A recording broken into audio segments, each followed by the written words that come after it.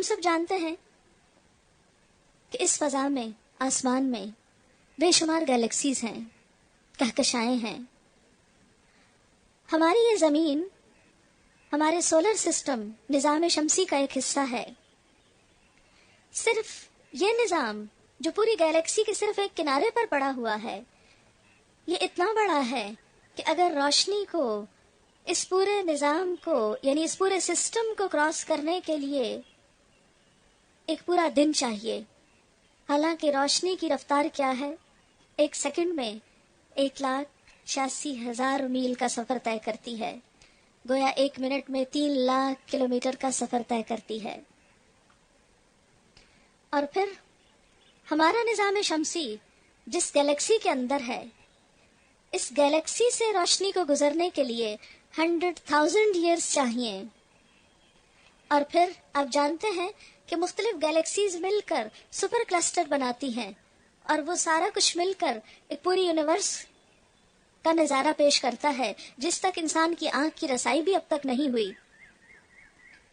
Scientist یہ کہتے ہیں کہ بعید ترین کہکشاں سے روشنی ہم تک زمین پر پہنچنے کے لیے 10,000 ملین سال چاہیے.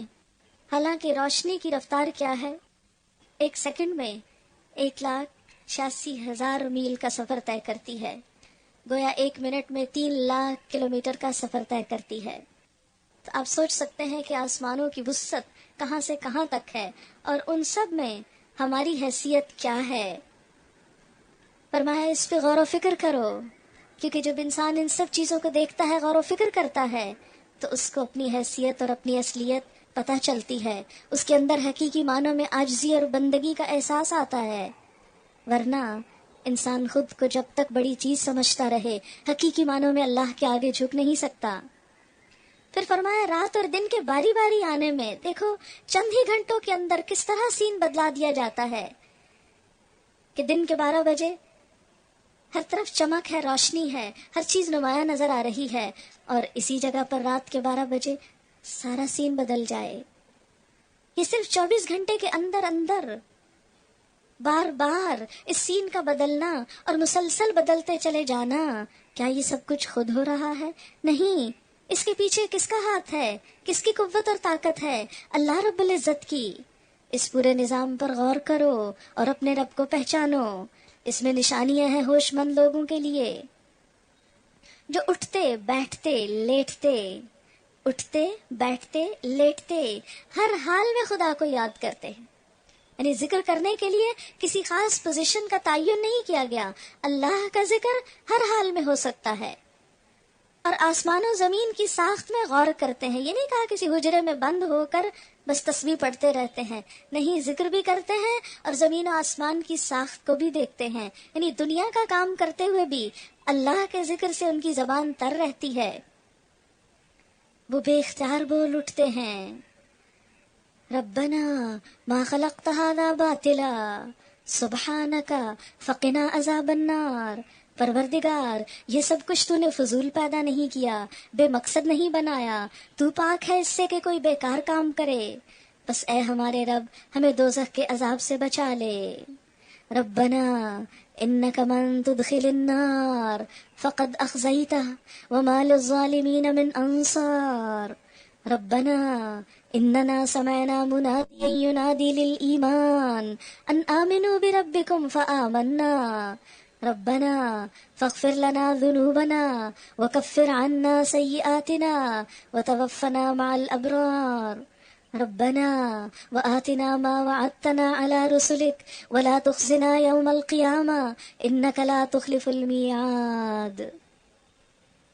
اے ہمارے رب ہمیں دوزخ کے عذاب سے بچا لے. تو نے جسے دوزخ میں ڈالا اسے در حقیقت بڑی ذلت اور رسوائی میں ڈال دیا، اور پھر ایسے ظالموں کا کوئی مددگار نہ ہوگا. مالک ہم نے ایک پکارنے والے کو سنا جو ایمان کی طرف بلاتا تھا اور کہتا تھا کہ اپنے رب کو مانو. ہم نے اس کی دعوت قبول کر لی. بس اے ہمارے آقا جو قصور ہم سے ہوئے ہیں ان سے درگزر فرما، جو برائیاں ہم میں ہیں انہیں دور کر دے، اور ہمارا خاتمہ نیک لوگوں کے ساتھ کر. خداوندہ جو وعدے تو نے اپنے رسولوں کے ذریعے سے کیے ہیں ان کو ہمارے ساتھ پورا کر، اور قیامت کے دن ہمیں رسوائی میں نہ ڈال. بے شک تو اپنے وعدے کے خلاف کرنے والا نہیں ہے۔ اس سے کیا پتہ چلتا ہے کہ حقیقی ایمان اور اللہ کی معرفت اس وقت تک آ نہیں سکتی جب تک انسان اللہ کی بنائی ہوئی اس کائنات میں، اس زمین و آسمان میں، اس رات اور دن کے آنے جانے میں غور و فکر نہیں کرتا، اپنی نگاہیں نہیں کھولتا۔ ذکر اور فکر دونوں ہی عبادت ہیں۔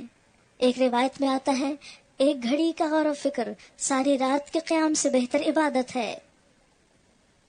اللہ تعالیٰ اپنے بندوں سے شکوہ بھی کرتے ہیں کہ زمین و آسمان میں کتنی ہی نشانیاں ہیں جن پر لوگ روز گزرتے ہیں لیکن وہ ان سے منہ موڑے ہوئے ہیں۔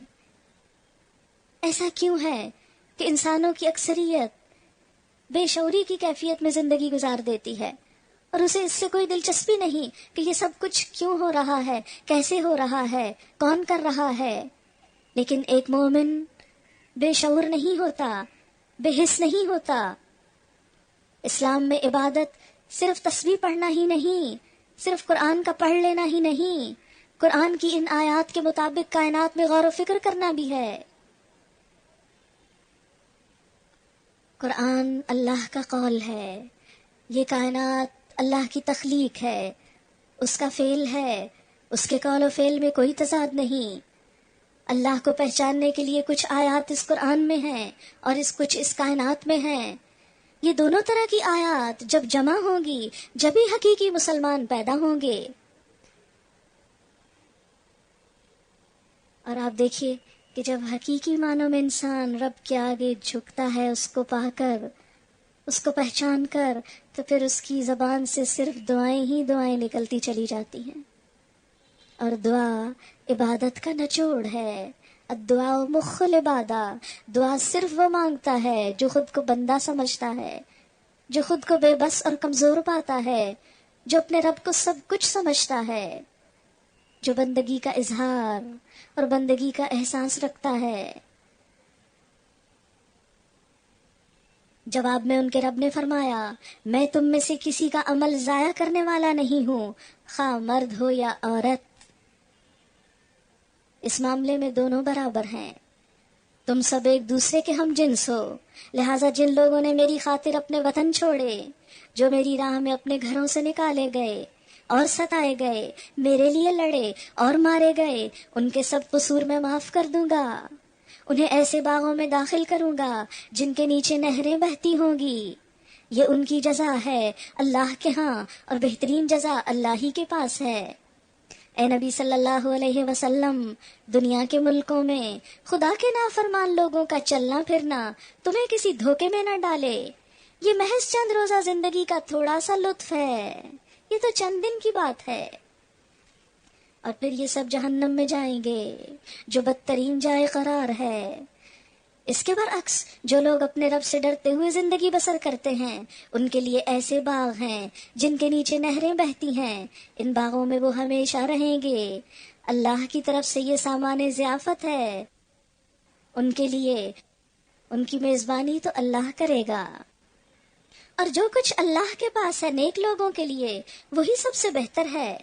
اہل کتاب میں بھی کچھ لوگ ایسے ہیں جو اللہ کو مانتے ہیں، اس کتاب پر ایمان لاتے ہیں جو تمہاری طرف بھیجی گئی، اور اس کتاب پر بھی ایمان رکھتے ہیں جو اس سے پہلے خود ان کی طرف بھیجی گئی تھی، اللہ کے آگے جھکے ہوئے ہیں اور اللہ کی آیات کو تھوڑی سی قیمت پر بیچ نہیں دیتے۔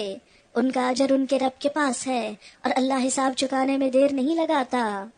یا ایھا الذین آمنوا اصبروا وصابروا ورابطوا واتقوا اللہ لعلکم تفلحون۔